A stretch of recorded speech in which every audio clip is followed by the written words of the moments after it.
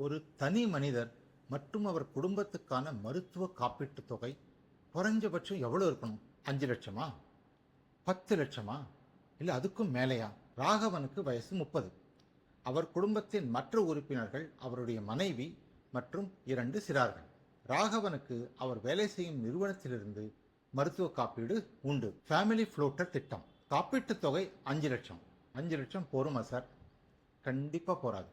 2 காரணங்கள். முதல் காரணம், ஒருவரிடத்தில் அதிகபட்சம் 5 லட்சம் தான் கிளைம் பண்ண முடியும். எடுத்துக்காட்டா, பாலிசி எடுத்த மாசமே ராகவனின் மனைவி பெயரில் 3 லட்சம் கிளைம் பண்ணியாச்சுன்னு வைங்க. அடுத்த 11 மாதங்களில் ராகவனின் குடும்பத்தினருக்கு எஞ்சியிருக்கும் காப்பீட்டுத் தொகை 2 லட்சம் மட்டுமே. இரண்டாவது காரணம், உயிருக்கு ஆபத்தான நோய்களின் சிகிச்சைக்கு 20 - 25 லட்சம் வரை மருத்துவ செலவாகும்.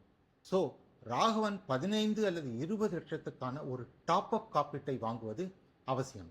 நம் உடலை எந்த நோய்கள் எப்போது வந்து தாக்கும் என்று சொல்ல முடியாது.